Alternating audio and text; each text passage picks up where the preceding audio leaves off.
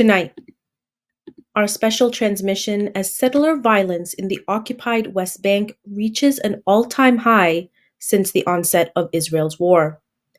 Assalamu alaikum and good evening. This is Muslim News Canada on Muslim Network TV. I'm Humaira Kurodia.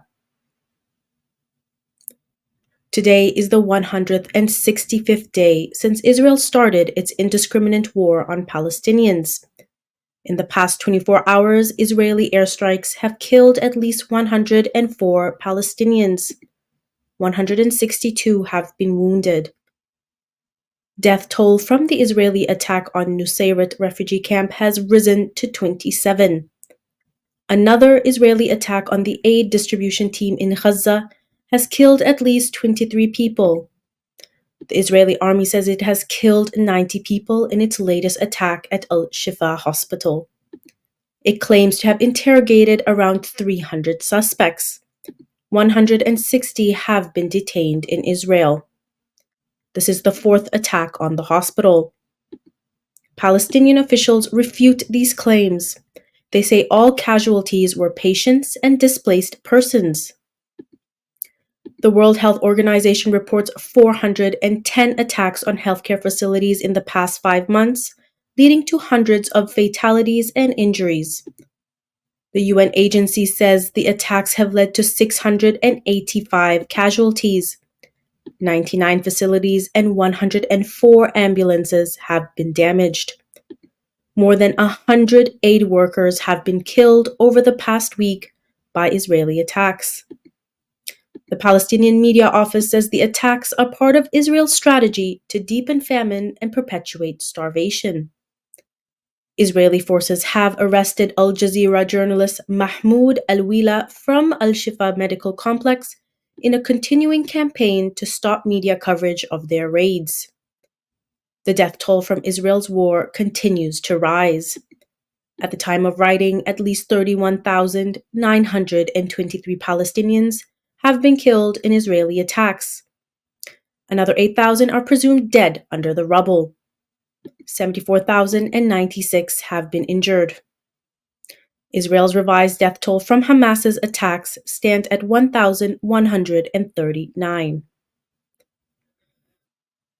A petition initiated by Israel's Labor Party is urging the High Court of Justice to revocate improperly authorized gun licenses. Around 14,000 guns have been issued without proper approvals since October 7th. Deputy Attorney General Gil Liman informed the Israeli parliament in December of the irregularities in approvals.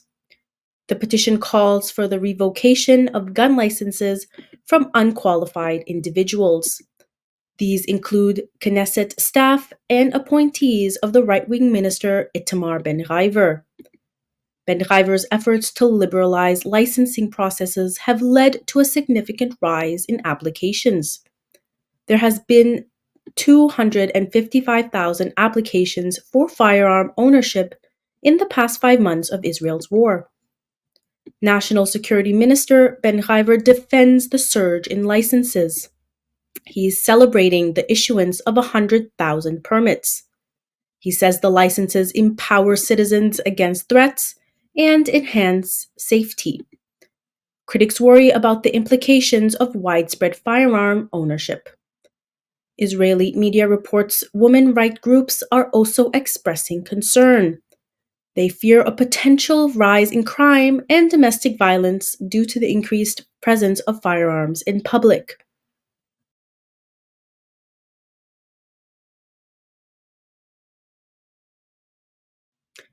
Israeli settlers have been escalating the construction of illegal outposts in the West Bank since the onset of Israel's war. Jewish settlers have intensified assaults against Palestinians in the West Bank, causing widespread displacement and violence. Settler violence is aided by Israeli forces. The violence is forcing many Palestinians to flee ancestral lands for safety.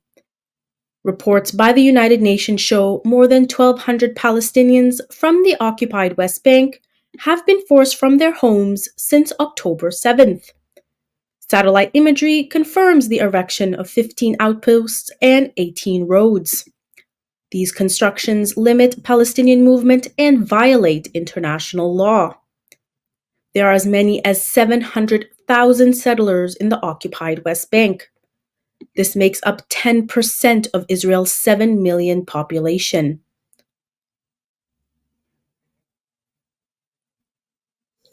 The US is set to finalize a $2.5 billion F-35 fighter jets to Israel.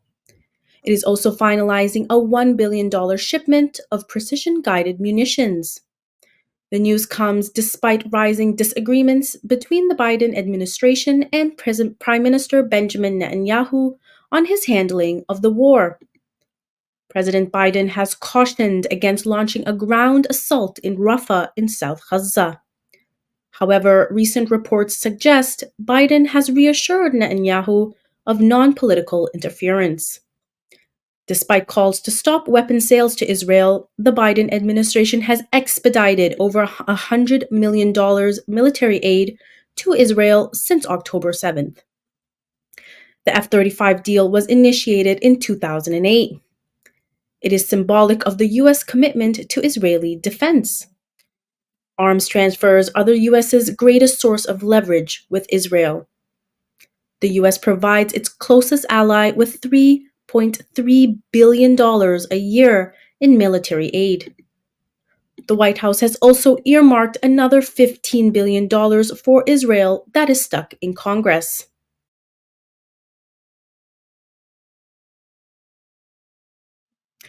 A recent report revealed a sophisticated online influencing operation aimed at discrediting the United Nations Relief and Works Agency for Palestinian refugees. Fake social media accounts bolstered by newly created news websites have been spreading pro-Israel narratives. They have particularly been focusing on alleged connections between the agency and Hamas. The campaign has also targeted U.S. legislators and media outlets. Fake Reporter, an Israeli group that studies online disinformation, says the accounts are spreading Israeli government allegations in comments on social media websites. Mark Owen Jones, an assistant professor at Hamad bin Khalifa University, Qatar, says these fake accounts have an extensive reach across various platforms.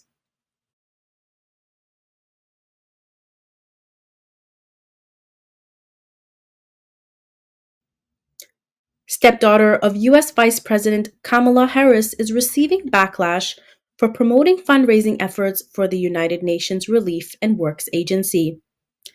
Ella Emhoff posted a link on her Instagram. Later, she removed the link after media inquiries and criticisms from social media users. Emhoff is the youngest child of Douglas Emhoff, who is the second gentleman of the U.S.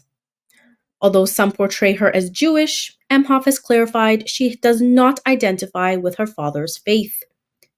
The U.S. has suspended funding to the United Nations agency following Israeli allegations that some of its staffers had teamed up with Hamas to attack Israel. The allegations have not been proven.